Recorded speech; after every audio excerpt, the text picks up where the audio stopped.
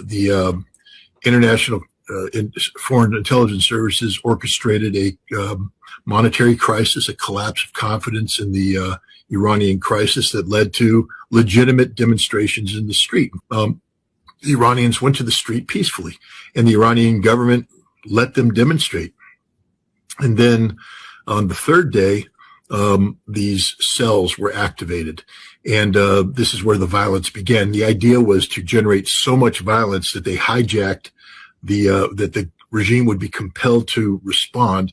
And then the orchestrators would be able to hijack this. And at the same time, there would be airstrikes that would suppress the government's ability to react. And this would allow a revolution to take place. And they got almost to that point. The problem was the Iranian government nipped it in the bud sooner than they were supposed to because of effective intelligence. The Mossad and MI6 and the CIA made extensive use of Starlink as a mechanism of communication.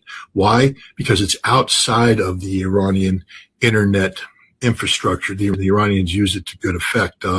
They were able to monitor real time the communications being received by these Mossad, MI6, CIA operatives from their controllers overseas. Not only were they made aware of the orders being given, but who was receiving the orders and where they were located. And then what they did is they went in and they rolled them up and they shut it down. And now the Mossad and MI6 and the CIA, they can't talk to anybody. This is why you saw this huge thing. Why are the Iranians shutting down? If they say they're not murdering these people, why are they keeping the internet shut down? Well, they're keeping the internet shut down because they don't want the CIA, the Mossad, everybody else to communicate with what's left. The Israelis sent huge packages of Starlink upgrades because maybe they thought, oh, maybe there was a glitch. So let's send them new Starlink modules. And the Iranians were monitoring that and they rolled it up and they captured it all.